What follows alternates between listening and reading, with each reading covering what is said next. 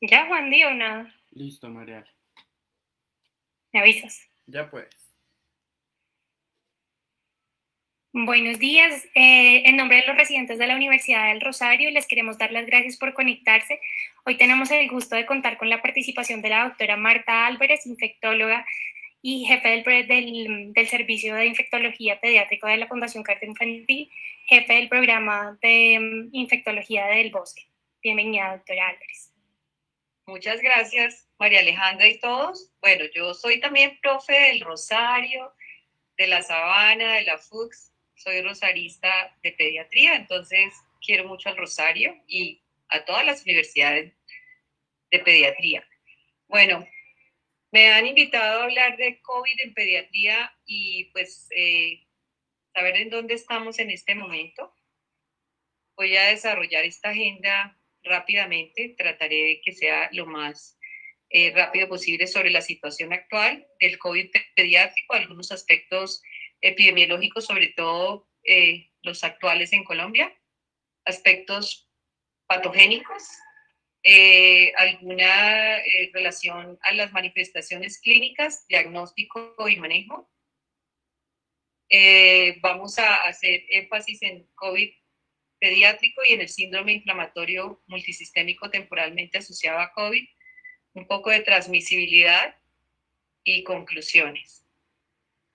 Como ven aquí ustedes, más o menos unos 20 días después de haberse declarado como el primer caso identificado, o un mes después, en la China de COVID-19 en adultos, se reporta el primer caso pediátrico en la China.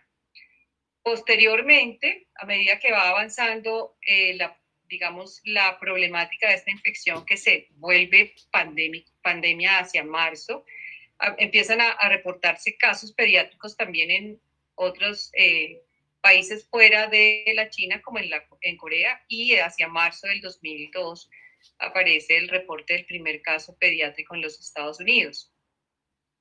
A medida que avanza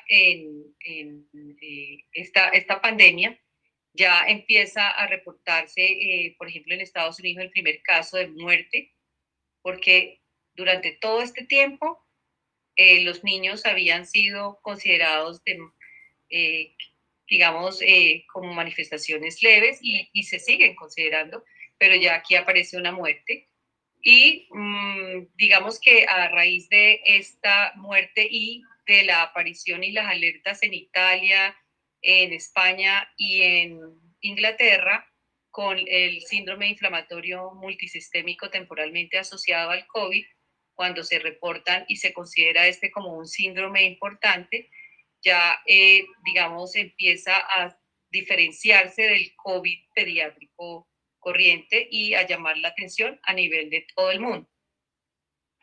Esto es lo que, bueno, traté de ponerles lo de ayer en Colombia, los casos confirmados hasta el momento, casi 750,000, con aproximadamente acercándonos a 24,000 muertes, ya bastante recuperados. Y en la parte pediátrica, yo hace un mes presenté algo similar y prácticamente la puedo calcar. El 8% de todos los afectados diagnosticados con COVID-19, con SARS-CoV-2, representa pediatría el 8%. Pero pues ustedes ven aquí que cómo íbamos subiendo y ahora empezamos a disminuir y de todas maneras nosotros estamos en este descenso y es cuando tenemos que estar alertas con los casos de síndrome inflamatorio. Aquí vemos otra manera de presentarlo, donde vemos hasta el 16 de septiembre, no tenía hasta el 17, los nuevos casos, 628, que representaban el 1.1%, ya muchos casos recuperados. Realmente pediátricos se consideran 58,000. De esos, 24 casos en UCI pediátrica y hospitalizados 761. Casos fallecidos, siempre son importantes, aunque pues representan solo el 0.2%, son 100 casos. Aquí es para mostrar la distribución por edad, ¿sí? Y vemos en verde los recuperados, que es la gran mayoría, pero aquí vemos pacientes, bueno, acá están en casa, y en amarillo, hospitales, los que están hospitalizados, y la línea rojita, que de pronto es mucho más marcada en los más pequeños, los menores de un año, ustedes la ven acá, pero es poca, ¿no? Aquí vemos por género, realmente se acerca mucho a que sean casi mitad y mitad, siempre en los primeros 2 años, hasta los 11 años, predomina un discreto predominio masculino, pero luego en los niños más grandecitos, adolescentes, aquí por ejemplo entre 16 y 17, entre 12 y 17 años, un discreto predominio femenino. Quería hacer un poquito de énfasis en las diferencias que existen en los grupos poblacionales que se ha visto en relación con tanto el comienzo como la progresión de la infección por COVID-19. Entre más joven se sea, se tiene una inmunidad más hacia TH2, ¿sí? Más hacia TH2, que habla más de una respuesta de tolerancia y que es la que generalmente se relaciona más con alergias. Hay una elevada susceptibilidad a infecciones con tendencia a tormenta de citoquinas a medida que pasa la edad, pero la mayor probabilidad en los más jóvenes de que sean asintomáticos y portadores silenciosos, acordarnos que pues a menor edad hay menos comorbilidades, pero sin embargo, pues nosotros que trabajamos en un hospital de alta complejidad vemos que los niños también pueden tener muchas comorbilidades. Y las complicaciones, aunque son infrecuentes, pero empezó a describirse este síndrome que vamos después a mencionar. Los adultos van perdiendo un poco la respuesta a vacunas, y generalmente no están bien inmunizados. A medida que pasa la edad hay una inflamación crónica, sistémica, generalmente por comorbilidades que hace que ellos respondan de otra manera. ¿Por qué creemos que el COVID-19 es menos severo en niños? Hay varias hipótesis, estas son hipótesis. Una es que ellos tienen la expresión y la función del receptor para la proteína S es más baja, y ahora lo vamos a ver que a nivel respiratorio bajo sobre todo está más disminuida. Hay digamos que el mecanismo que en los adultos se asocia a una respuesta aumentada de anticuerpos y que de pronto puede explicar algunos casos de MISC, está en relación con unos menores anticuerpos contra otros coronavirus. La inmunidad innata en el niño es inmadura y eso podría ayudarle a que no responda, o sea, se defienda, pero no responda con tanta reacción cruzada de memoria. De todas maneras, es importante que a medida que va pasando, digamos, el desarrollo inmune, puede haber una respuesta más aumentada con la inmunidad que se llama adaptativa.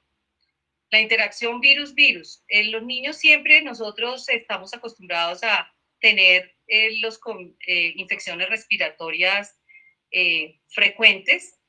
En esta época que hemos pasado hemos visto que disminuyó, pero en este preciso momento que empezó a liberarse el confinamiento y todo este proceso que nos tuvo encerrados, empezamos a ver infecciones respiratorias, pero los niños siempre están expuestos a infecciones respiratorias y se piensa que de pronto hay una competencia entre los virus que hace que de pronto no le permita tanto al SARS-CoV-2 posesionarse.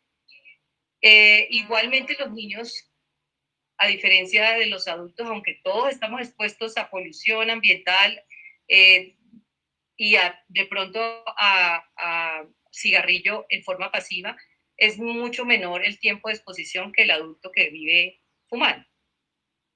Otros factores protectores, bueno, el distanciamiento, el aislamiento posiblemente ayudó, y con el cierre de los colegios, a que los niños se expusieran menos. Sin embargo, eso no quiere decir que los niños no se infectaran y hacían manifestaciones mucho más generalmente asintomáticas. Muy probablemente los niños tienen la inmunidad que se dice inmunidad entrenada por vacunas previas, el hecho de que su sistema inmune se ha ido entrenando con diferentes antígenos de todo tipo, que hace que su inmunidad se vaya reforzando y se puedan defender mejor, y que no son viejos. El sistema inmune joven de pronto, digamos, responde, pero responde sin tanta agresividad. Los niños además, pues por ser jóvenes, pequeños, tienen una capacidad de regeneración pulmonar mucho mejor que lo que se ve en los adultos. Y la otra es ausencia de factores de riesgo, que no excluye el hecho de que generalmente los menores de 1 año, que son los más inmaduros, son de alto riesgo, y obviamente aquellos que tienen condiciones preexistentes que se asimilarían en parte a adultos con comorbilidades.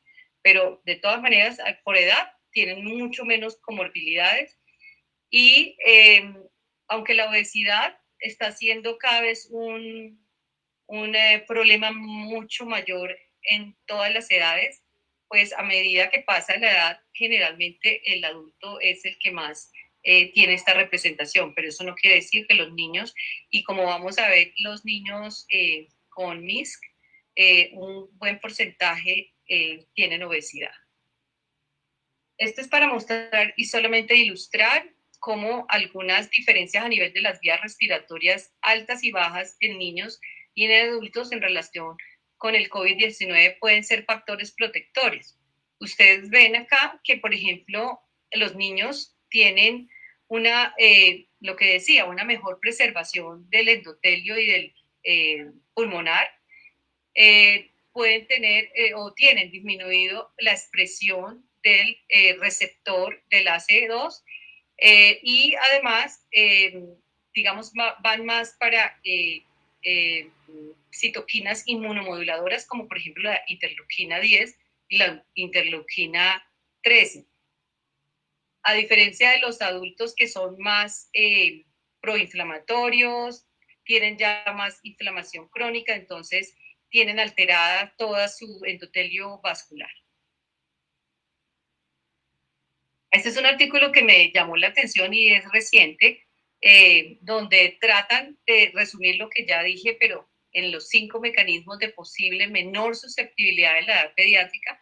Es bien bonito y se los invito a que lo revisen para, digamos, enfatizar las diferencias entre adultos y niños que favorecerían la menor susceptibilidad a la infección en la edad pediátrica. El primer mecanismo es lo que les hablaba de la competencia de coronavirus endémicos, que son los que producen gripa, entre comillas, y gripa resfriado común, que puede de pronto favorecer con una inmunidad celular cruzada, reactiva, con el coronavirus, aunque no se ha comprobado completamente, esto es una hipótesis, y también la expresión menor del AC2 en la mucosa nasal. El otro, que sería aquí, es también la reducción en tanto a nivel ya bajo de la expresión del receptor y en niños a nivel epitelial, alveolar. El otro sería aquí, el 3. Los niños tienden a tener una inmunidad TH2 más que TH1, que sería protectora. Adicionalmente, protección por ese mismo TH2 cuando hay eosinofilia, que se va hacia las citoquinas que nosotros conocemos como interleuquina 4, 5 y 13, que son de predominantemente TH2, que quizás estas se relacionan más, por ejemplo, con virus sincitial respiratorio, por eso es la tendencia a hacer más hiperactividad bronquial. Y finalmente, los niños tienen mucho menor cantidad de citoquinas inflamatorias que los adultos, como por ejemplo la interleuquina 6. Eso sería como en términos generales lo de las diferencias con el COVID, entre COVID pediátrico y adulto. Y aquí es para mostrar cómo la hipótesis de manifestación de enfermedad leve contra severa en niños también tendría que ver con la carga viral y con un fondo genético, que es lo que se está estudiando en algunos sitios, especialmente en Francia y en Estados Unidos, donde se busca a ver si hay algún factor genético, polimorfismos, alteraciones que hacen que la respuesta inmune sea aumentada y que explique de pronto las formas graves, incluyendo el mismo. Entonces, en esta respuesta leve se supone que de pronto tiene que ver con una carga viral disminuida, ¿sí? Y con una respuesta de la inmunidad innata, que es buena, temprana, con interferón, con una, digamos, con una respuesta más baja de interleuquina 6 y todo lo inflamatorio, que hace que ese virus de todas maneras se depure y tenga menos reacción inflamatoria y se manifieste leve.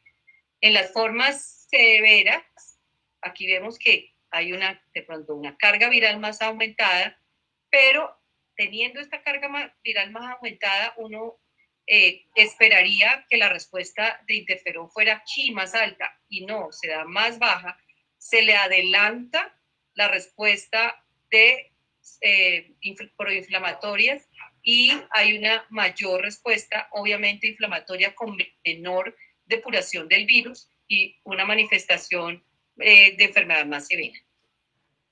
Como ahorita el ha sido las manifestaciones serias, que son mucho más, menos frecuentes, mucho menos frecuentes que las manifestaciones leves o asintomáticas, pero que preocupa por la manifestación tan importante y porque se nos parece al síndrome de Kawasaki y en muchas ocasiones, en muchos casos, hemos tenido, y en este momento, por ejemplo, tenemos en cardio un niño, y la semana pasada tuvimos otra niña con manifestaciones como de Kawasaki, pero que en ambos se logró detectar que eran positivos para COVID reciente, con serología positiva y con una de ellos con infección reciente. Hay una similitud en que hay un trigger, un disparador. En el Kawasaki se han descrito muchos disparadores, entre esos infecciones de todo tipo, tanto bacterianas como virales, ambientales. Se han propuesto muchos desencadenantes que llevan a una respuesta proinflamatoria importante, pero que definitivamente tiene una importante predisposición genética, por lo menos en las poblaciones asiáticas, aunque todos sabemos que el Kawasaki afecta a cualquier población en el mundo. Ahora les muestro algunos polimorfismos que existen y algunos alteraciones y mutaciones que se han relacionado ya con Kawasaki. Y se asemeja mucho al síndrome inflamatorio multisistémico, pero aunque también se ha visto descrito a medida que ha pasado la pandemia en todas las poblaciones, no fue característica de los asiáticos, que si empezó allá debería haber sido igual. Sin embargo, no se vio esto y se vio en poblaciones más de origen hispano en los Estados Unidos y aún en Inglaterra en origen en niños de origen caribeño y afrodescendientes. Entonces, el trigger acá, obviamente, el desencadenante es el COVID-19, parece, y no se han descrito con frecuencia en estos casos coinfecciones. Sin embargo, pues en general en infecciones por el COVID, como COVID, la infección como tal, sí se han visto coinfecciones virales, pero en el MIS no tanto. Esto es para recordar, mire, todos estos genes están ligados a susceptibilidad a Kawasaki, son múltiples y se han ido estudiando, que obviamente implican que hay una parte genética importante y de hecho aquellos pacientes que recurren y recurren tienen que tener alguna alteración. Los factores ambientales, los que les decía, no solo son las infecciones como desencadenantes, sino factores ambientales. Algunos hablan de factores de polución, pero bueno, todo esto va a llevar a una alteración de la inmunidad, de la respuesta innata, especialmente en todo lo que tiene que ver con inflamosoma, y a nivel de la respuesta inmune adaptativa, una alteración que va a llevar a lo que todos le tememos, que es la vasculitis de las coronarias, y no solo son las coronarias, porque también son otros vasos que a veces se nos pasan por alto, pero pues el marcador es detectar si hay aneurismas en el 20-25% si no se da tratamiento o digamos se disminuye por debajo del 2% en aquellos que se tratan.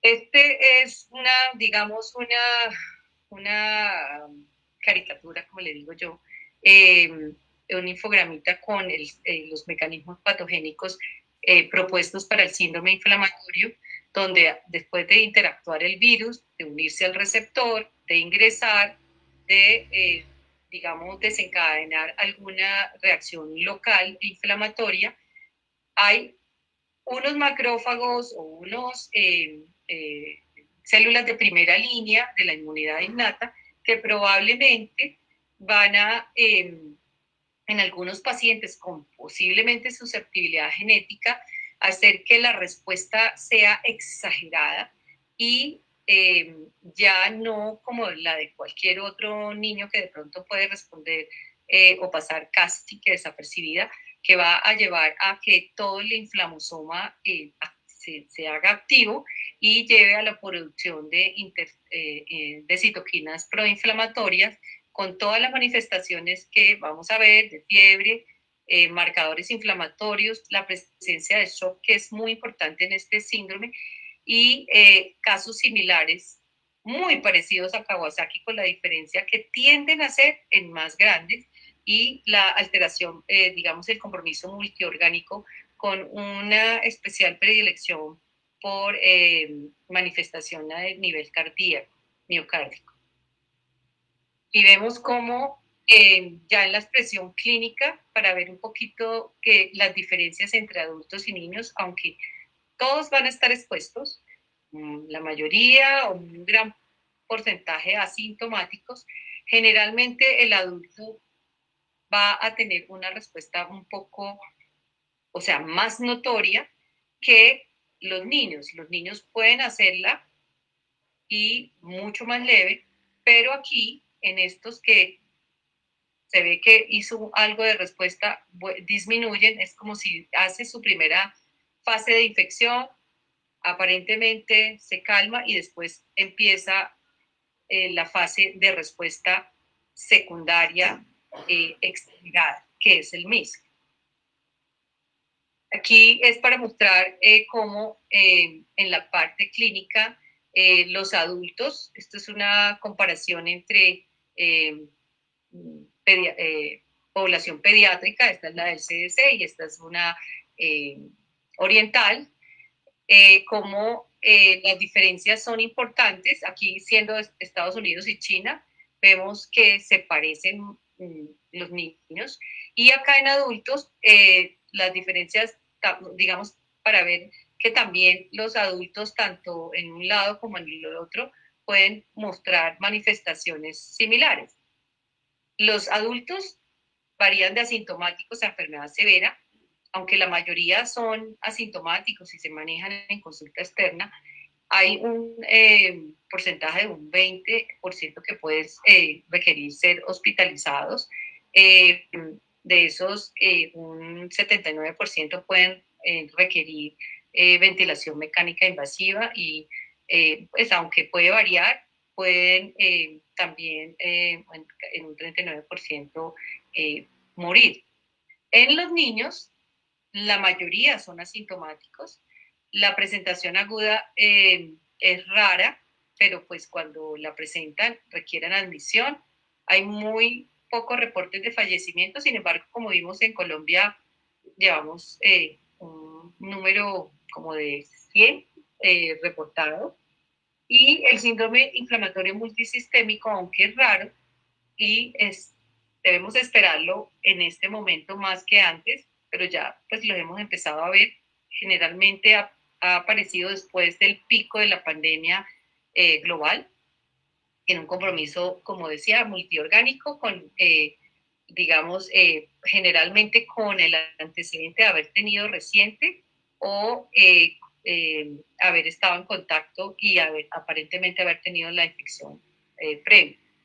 Esta es una, digamos, una publicación en Washington comparando, pues mostrando niños y adultos, donde los niños, estos son menores de 15 años, los niños menores de 1 año son los que tienen mayor posibilidad de estar hospitalizados, ¿sí? Y en los niños, en los mayores de 15 años, adolescentes y hasta los 21, porque ellos sí han cogido hasta los 21 años, más posibilidad de ir a cuidado intensivo aquí en esta gráfica. Es para mostrar eso, las manifestaciones, cómo las diferencias entre los hospitalizados y no hospitalizados, obviamente, que aquellos que están hospitalizados generalmente tienen mayor probabilidad de tener una condición de base. Y las manifestaciones pueden variar desde, siendo importante, las manifestaciones neurológicas y cardíacas. Aquí es para, este es el reporte inicial del estudio CAPE, no sé si ustedes lo han oído nombrar, es un estudio en que estamos participando cardio, la cardioinfantil, pero es un estudio multicéntrico latinoamericano y también incluye centros en Europa. Ahora ahí eran 20 países, pero ya ahorita van mucho más de 20 países, van por encima de 50 países. Es un estudio prospectivo que teóricamente va hasta diciembre del 2020, mucho más de 60 unidades de cuidado intensivo. Y es importante mencionar en un corte que solo se hizo de las primeras hasta abril. Ahora vamos a hacer otro corte en 10 unidades de cuidado intensivo con 17 niños. De estos, la cardio participó y otros UCI de Colombia, Chile, Italia, España, Estados Unidos. La edad media fue de 4 años en niños más del sexo masculino 65%. La gran mayoría no tenían exposición conocida, pero sí tenían comorbilidades variables. Dentro de eso, la comorbilidad quizás que se vio ahí más importante, son muy poquitos niños, pero era obesidad, y estas son las manifestaciones que se vieron. Estos eran niños que iban a cuidado intensivo, entonces es importante tener en cuenta esto. Y en este momento todavía no estábamos en el pico de nosotros, en abril apenas estábamos empezando, acuérdense que empezamos en marzo, sí tenían muchos de estos neumonía, ahora las cosas cambian y diferentes tratamientos fueron ofrecidos. En ese momento no se sabía qué era lo que más servía. Hay que esperar. Y esto es una experiencia en Brasil que me pareció interesante, pues porque ellos fueron en 19 unidades de cuidado intensivo, niños hasta, bueno, incluyeron hasta los 19 años o hasta esa edad, 79 niños, de los cuales el 12% presentó con síndrome inflamatorio multisistémico, los demás habían sido hospitalizados en cuidado intensivo, pero sin esto, con una mediana que ustedes ven es igual a la del case, con predominio del sexo masculino también, pero un poco menos que ellos, con manifestaciones respiratorias importantes y ya empezaron a ver marcadores inflamatorios del síndrome multisistémico. Entonces, muchos de estos realmente con comorbilidades. Esta es una revisión sistemática que fue aceptada en agosto y presentada antes de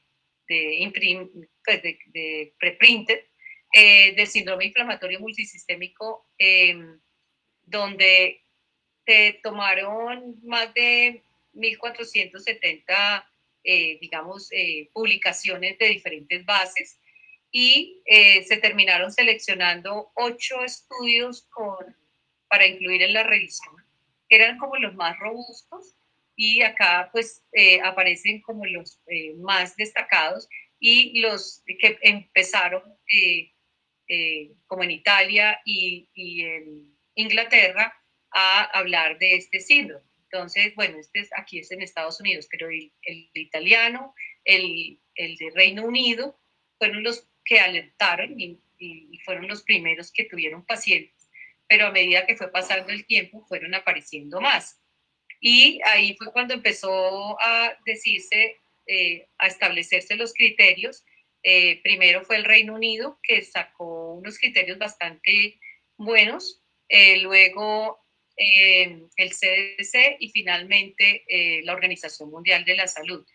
Tienen muchas cosas en común. Nosotros en el consenso colombiano decidimos utilizar el de la Organización Mundial de la Salud, que se diferencia especialmente en la duración de la fiebre. El CDC de Atlanta, los Estados Unidos, con un solo día de fiebre alta y que tengan los demás criterios que ahora miramos, ellos lo toman entonces de pronto más tempranamente y tienen posibilidad de tener más pacientes. Aquí fue donde se vio que el predominio era de otras razas, aunque ven ustedes acá asiáticos, ¿sí? Son muy poquitos. La mayoría son en afro de raza negra, y aquí, por ejemplo, en Francia, también afrocaribeños fueron los que predominaron, y en Estados Unidos afrodescendientes e hispanos. Ahora, una característica de estos, si ven, es que la mayoría tenían serología positiva, o sea, para SARS-CoV-2, con solo una cuarta parte y algunos, bueno, hasta el 40% y acá 60% tenían PCRs positivas. Eso es importante tenerlo en cuenta porque muy probablemente refleja que ya habían hecho el proceso antes. Entonces, para mostrarles cómo las manifestaciones en esta revisión sistemática fueron predominantes, digamos las que más predominaron fueron las cardiovasculares, las gastrointestinales. Es más, la mayoría de niños no iban con síntomas respiratorios, sino gastrointestinales, eran una gastroenteritis infecciosa, y las dermatológicas. También tuvieron manifestaciones neurológicas, musculoesqueléticas y respiratorias, pero mucho menos frecuentes. En cuanto al manejo, digamos, derivado de esta revisión sistemática, lo que más se usó o se ha utilizado ha sido la inmunoglobulina G, porque pues como se parece tanto y tiene muchas manifestaciones comunes con el Kawasaki, y parece una reacción inflamatoria seria, y la experiencia en Kawasaki ha sido la modulación con inmunoglobulina, pues es lo que más se ha utilizado y lo que más en este momento se recomienda de primera línea. siguen los corticosteroides, que se han planteado el uso de diferentes maneras, son bolos cuando están en choque o divididos cuando no están todavía en choque. El uso de vasopresores se vio en bastantes pacientes y digamos la necesidad de ECMO, aunque fue baja, sí se llegó a requerir la intubación en algunos importante número de pacientes e inmunomoduladores que seguramente en relación con no respuesta a las primeras manejos. Esto es digamos, una publicación que es de Estados Unidos a junio del 2020 del síndrome inflamatorio, donde mostraban pues, los estados donde más, obviamente, los más oscuros son los que más casos tenían, luego los que se van palideciendo un poco menos, pero a medida que fue pasando el tiempo, se fue viendo cada vez más frecuente. Y aquí para mostrar cómo la curva de la pandemia iba, cuando empieza a bajar, que es lo que estamos nosotros, empezaron a aparecer, aunque ya venían apareciendo aquí, de a poco, fue subiendo hasta que se hizo manifiesto y realmente ahora ya parece que allá pasó o ha ido pasando. En cuanto a el compromiso cardiovascular de cualquier tipo, se vio en esta revisión en mínimo el 80% de los casos, prácticamente el 90%, casi todos, tuvieron estudios ecocardiográficos y es lo que se recomienda. Todos esos pacientes, si uno sospecha, tiene que hacerle ecocardiograma. También alteración se vio en un porcentaje importante de los marcadores de compromiso miocárdico y en la alteración de la fracción de eyección también se pudo ver, necesitando vasopresores algunos de ellos. Y acá hay otros compromisos que también fueron importantes. Destaco el gastrointestinal, el cutáneo y compromiso hematológico. Dentro de lo hematológico, quizás lo que es más importante para que recordemos es la linfopenia y es importante tenerla en cuenta. Pero pueden haber manifestaciones en cualquier sistema. Este es para mostrar cómo digamos, se pueden presentar manifestaciones al mismo tiempo de no solo gastrointestinales, por ejemplo, gastrointestinales, cardíacas, hematológicas. En este grupo se concentra más, con un porcentaje por encima del 75% en aquellos que están más oscuros. El compromiso cardíaco también es importante y digamos que los que menos se hacen presentes son quizás, sin embargo, dicen que es importante los neurológicos, renal y musculoesquelético.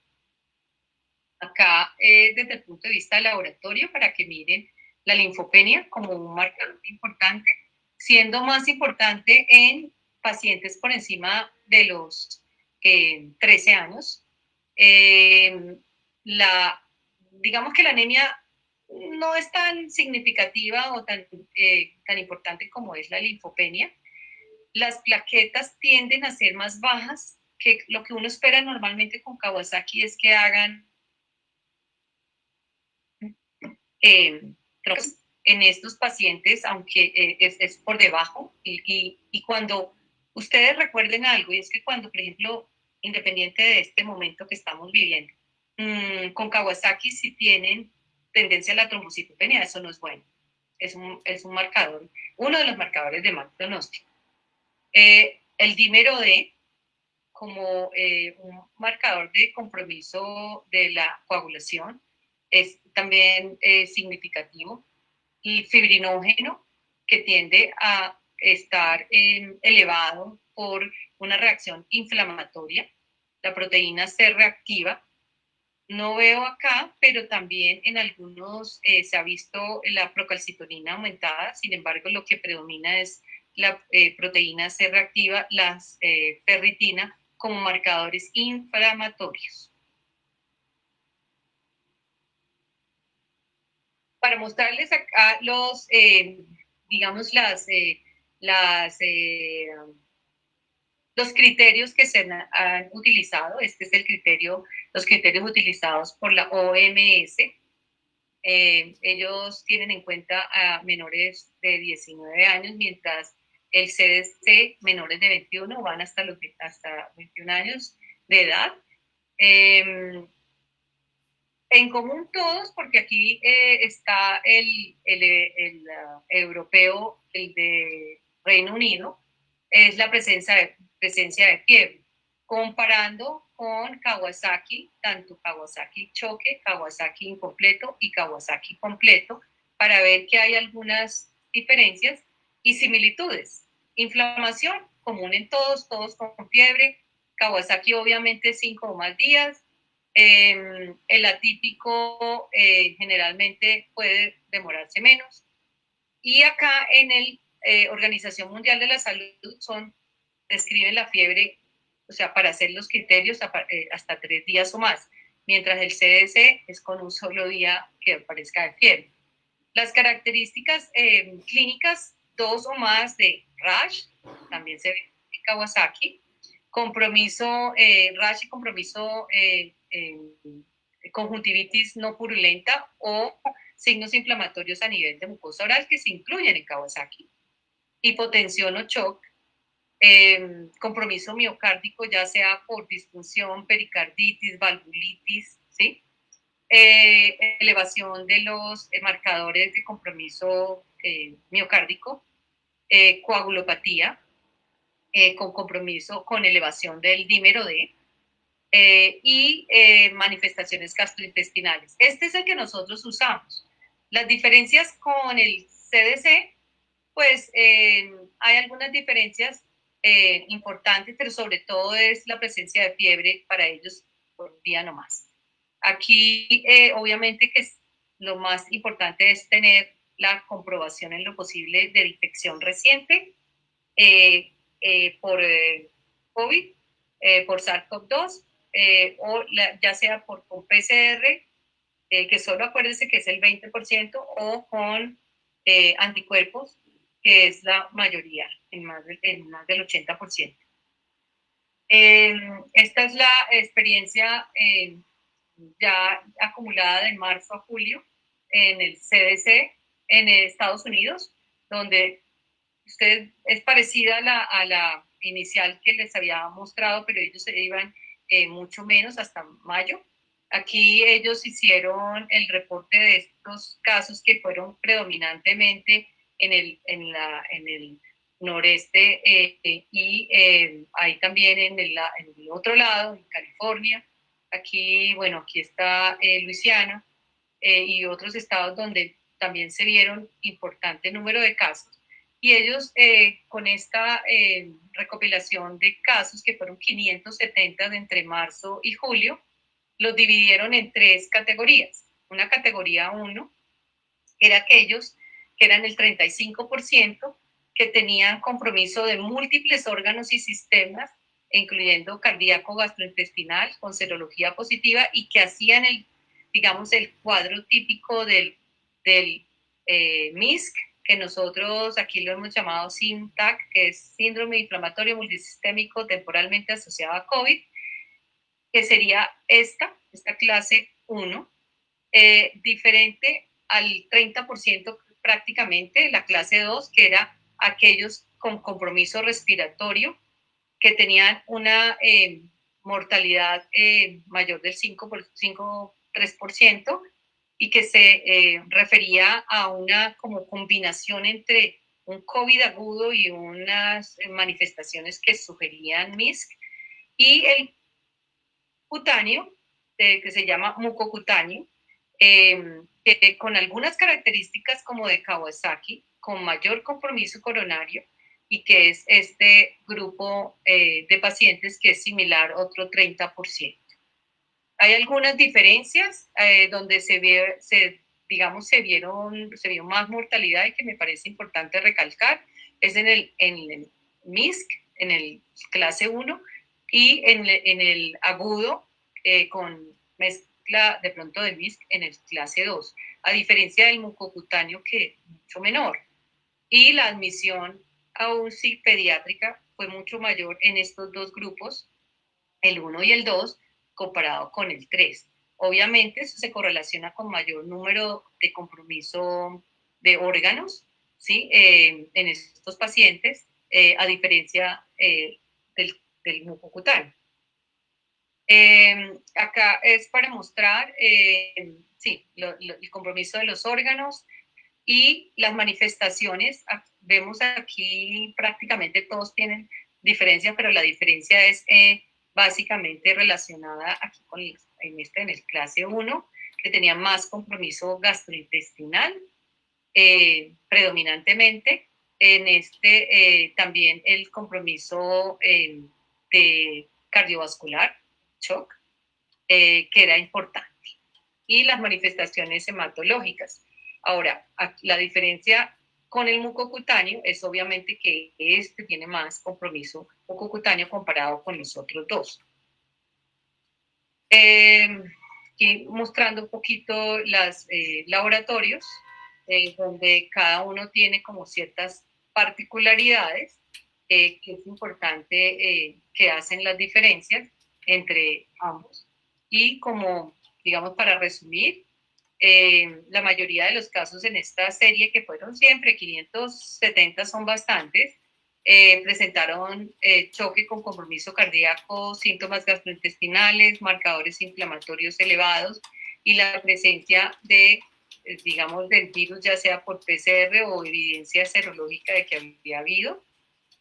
Y es importante tenerlo en cuenta para diferenciarlo de otras condiciones, porque igual los niños también se pueden enfermar de otras condiciones, y creo que la experiencia que hemos tenido en este tiempo de niños que han llegado tarde por una apendicitis, que de pronto nada tiene que ver con el COVID y llegan para cuidado intensivo tarde, pero por consulta tarde. Entonces aquí en resumen tenemos la expresión clínica del MIX, más o menos los porcentajes de los compromisos, haciendo énfasis en que un gran porcentaje tienen conjuntivitis vulvar. Esta conjuntivitis es sin secreción, parecida pues a lo que es el Kawasaki. Tienen un 54% de compromiso de mucocutáneo, digamos de mucosa oral. 60% de presencia de adenopatías o cervicales, pero aquí ya ponen las mesentéricas. Y si uno ve varios de los niños, nosotros hemos tenido ya varios que tienen adenitis mesentérica. Normalmente en el Kawasaki, por ejemplo, la manifestación de linfadenitis cervical es menor el menor de los criterios que están presentes, y generalmente no pasa del 30 al 40%, aquí llega hasta el 60%. Presencia de rashes de todos los estilos, o sea, hasta como eritema multiforme, urticarial, es importante tenerlo en cuenta. Y manifestaciones a nivel digamos cardíaco, como disfunción ventricular, que se ve prácticamente en el 100% de los casos, algunos de ellos con choque, un porcentaje, aquí hablan hasta el 30%, en la serie de Brasil es más pequeña, dilatación coronaria en un 17%, y manifestaciones, como ven, las gastrointestinales bien importantes. Es solo como para hacer énfasis en esto. Esta es una publicación que me encontré y que quería mostrarla, era porque me parecía importante destacar algunas diferencias. Esto es unas series pequeñas, pero donde muestran casos de MISC, 10 casos, con COVID común y corriente, actual 10, y enfermedad de Kawasaki, para ver algunas diferencias. Esto es de un grupo que trabaja con Kawasaki, y es para mostrar aquí cómo, por ejemplo, el grupo de síndrome inflamatorio multisistémico muestra una respuesta de IgG en general mucho más alta, como si fuera de mayor reacción inflamatoria, comparada con el COVID usual. Aquí, bueno, también se ve respuesta de IgG, yo no sé si, bueno, si son diferentes, y la velocidad de sedimentación en general en todos se correlacionan con proceso inflamatorio. Era más que todo para mostrar. Y en edad, se había visto en los estudios anteriores que, por ejemplo, los niños con MISC, con síndrome inflamatorio, SIMCAC, tendían a ser por encima de los 5 años. Ustedes ven que se concentran de 5 a 15 años.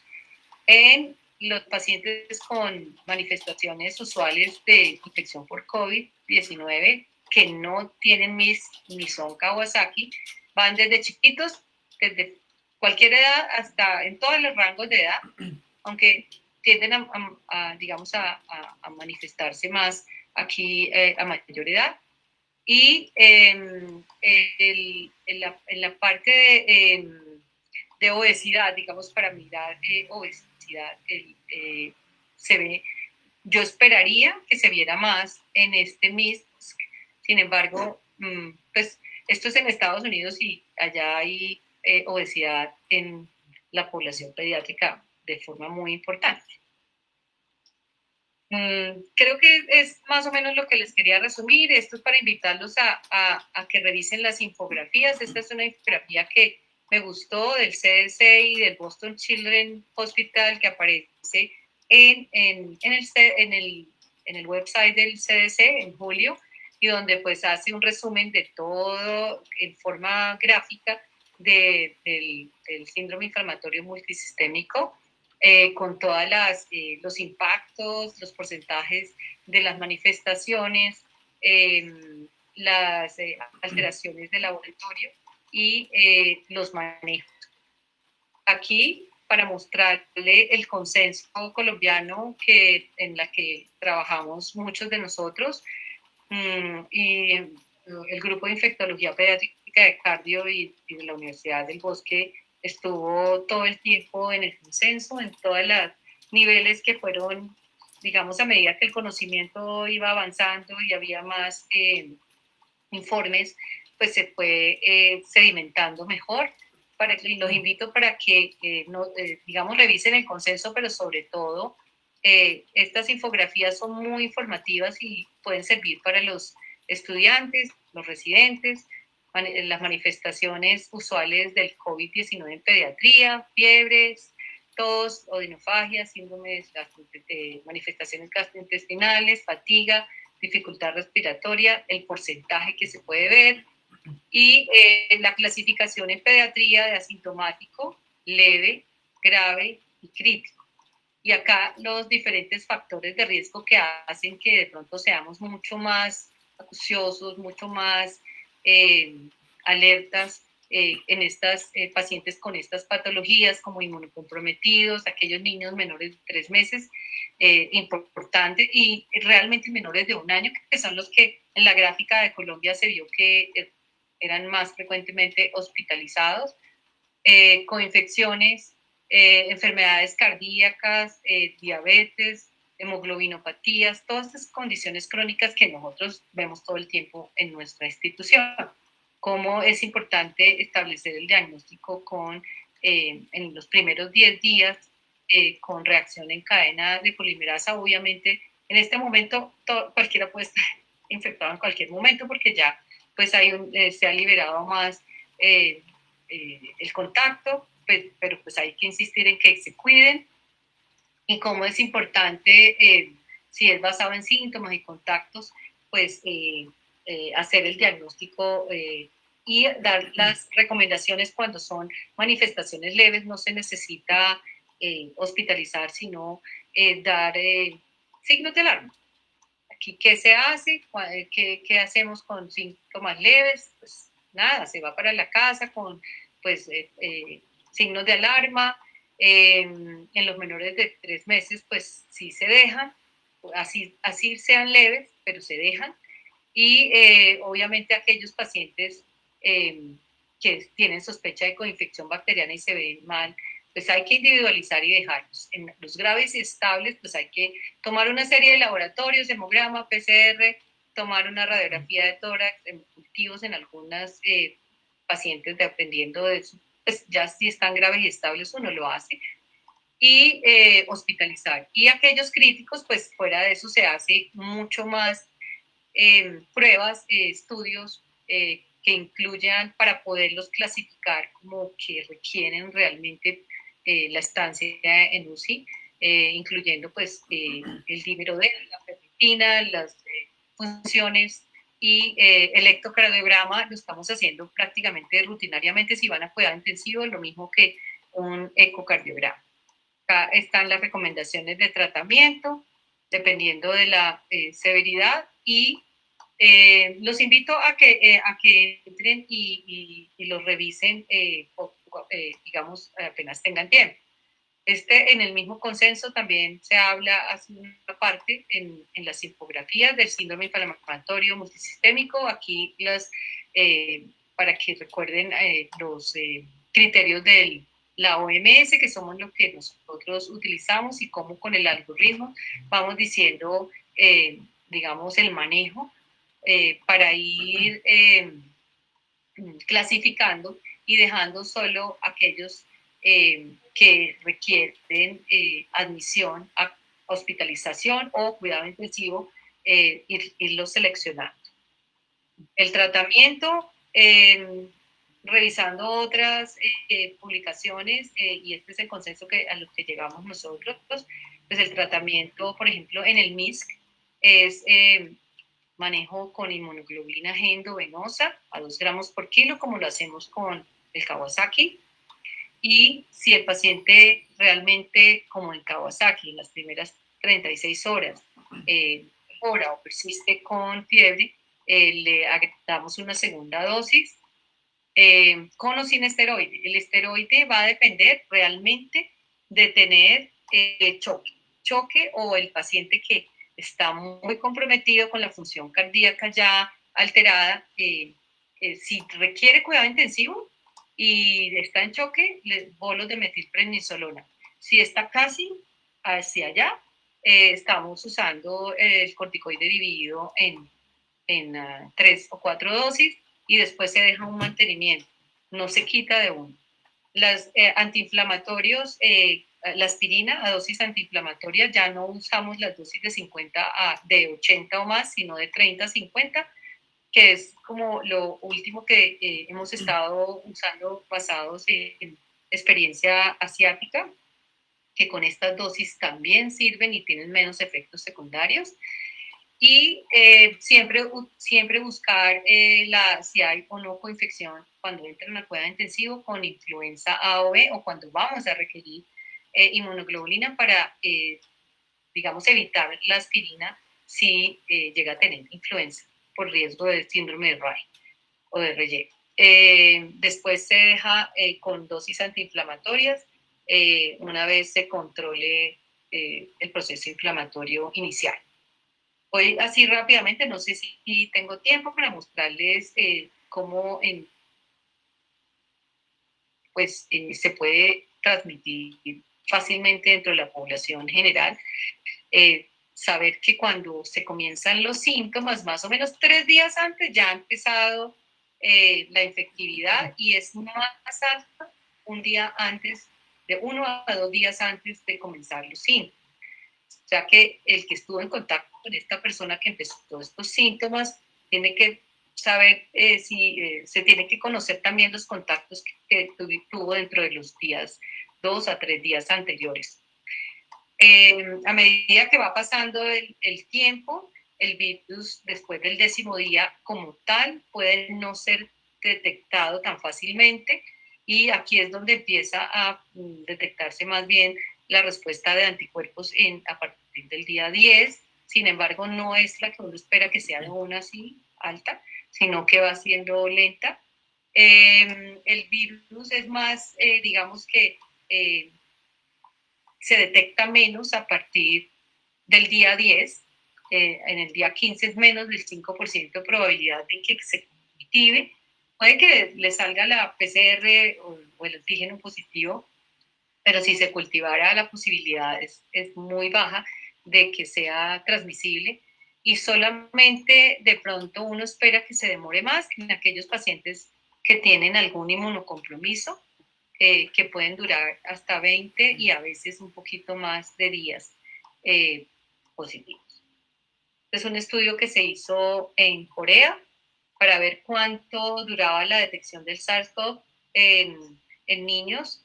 Se tomaron 91 niños. Estos niños, aquí, como siempre, predominan los hombres, 58% male. La distribución por edades fueron, pues, prácticamente de todas las edades estaban. Los que menos eran menores de un año. Y en estos, el 22% eran asintomáticos. El momento del diagnóstico, al momento del diagnóstico, tenían síntomas solo un 8.5%, 66.2% eran asintomáticos y un 25.5% desarrollaron síntomas después de que le hicieron el diagnóstico. ¿Y por qué hicieron el diagnóstico? Porque estaban haciendo seguimiento en la población de todos los contactos. El promedio de detección de la RNA del SARS-CoV-2 fue de 17.6 días en general, pero los asintomáticos en 14.1 días. Voy a ver si acá los asintomáticos, los con síntomas respiratorios altos y con síntomas respiratorios bajos, estos días para que se negativizaran, se demora de pronto un poquito más en los respiratorios altos y bajos.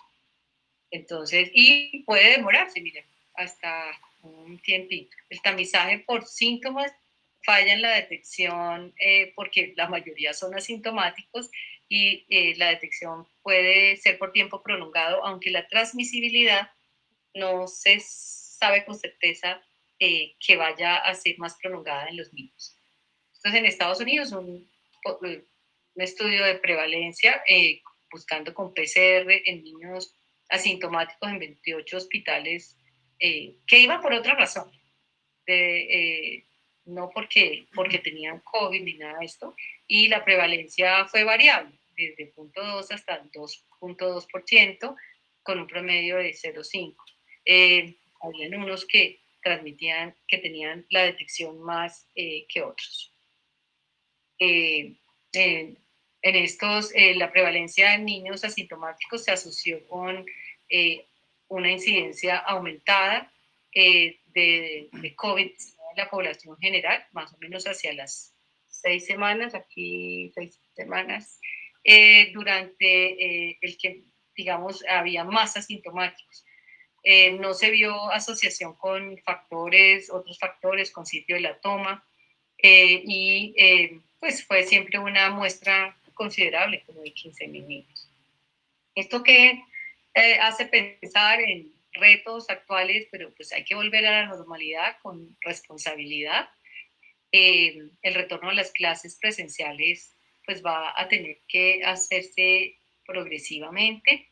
Hay un problema que a los que nos enfrentamos los pediatras y pues todo el mundo es el retraso en las inmunizaciones, que implica que tenemos que reatrapar, y ojalá que muchos de los pediatras hayan sido suficientemente juiciosos para recomendar que los pacientes se siguieran, o los niños se siguieran inmunizando, pero es un problema en este momento. La OMS y la OPS han llamado a considerar y a, digamos, a que no vayan a surgir, ahora que empiece a bajar el COVID, infecciones que ya teníamos controladas, que países como el nuestro pues tienen riesgo por la población inmensa de población migrante de otros países vecinos que pues muy probablemente si dejamos de vacunar o hemos dejado de vacunar, pueden surgir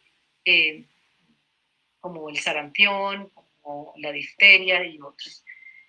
Entonces, la invitación es que tenemos que pensar en esa nueva normalidad con seguridad, y educación, y creo que este tiempo ha servido para que la gente vaya tomando conciencia y esperamos que la tome.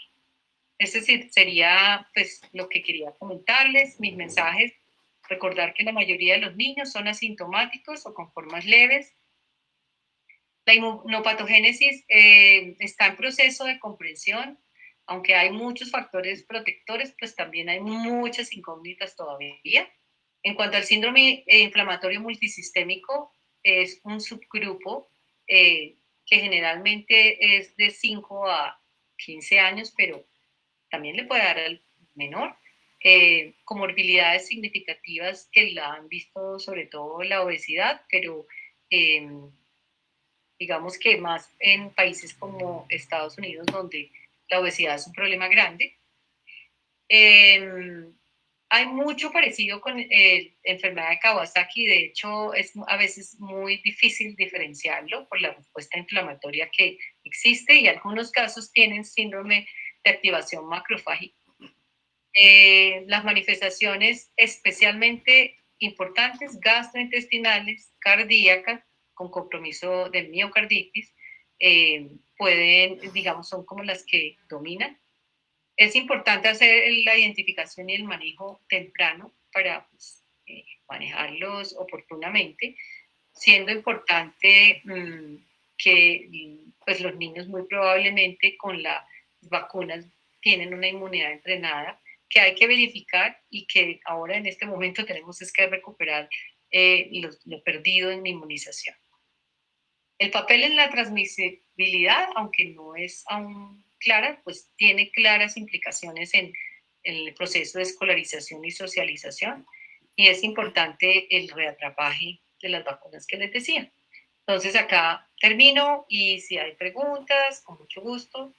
Espero que haya sido un resumen no tan resumido, pero que quise compartir con ustedes. Gracias. Muchas gracias, doctora. Una excelente charla. Bueno, ¿hay preguntas, hay dudas o creo que ya estamos en una hora? Empezamos como hace una horita. Me cuentan, me dicen, dejo de compartir, ¿cierto? Sí, señora. Listo. Ya, perfecto, doctora. Pues en el momento no hay preguntas en el chat. Por favor, si alguien tiene preguntas, pueden escribirlas ahí en el chat y las iremos resolviendo. De acuerdo. Espero que les haya gustado. Sí, doctora, excelente. Bueno, ustedes me invitan de nuevo para... ¿Sí? ¿Hay alguien? Andrés. Ah, no, Andrés, Andrea. Andrés o Andrea. Creo que veo mal. Bueno, yo los invito a que entren al consenso, a que miren las infografías y bueno, a identificar a tiempo los niños con complicaciones que muy probablemente son los menos, pero pues hay que identificarlos. Y pues a darle un poco de confianza también a los padres para que enseñen, que sigan enseñando el autocuidado, porque los niños han estado guardados, ahora se está relajando la cosa, pero invitarlos a que de pronto tengan conciencia de que hay que cuidarnos y que esta pandemia nos enseña muchas cosas. Y una de las cosas es que la salud pública es muy importante, el ser responsable con la higiene, con las medidas de bioseguridad es supremamente importante. Bueno, gracias. Muchas gracias, doctora. Gracias y que estén muy bien. ¿Me puedo desconectar? ¿Ya? Sí, señora. Muchas gracias.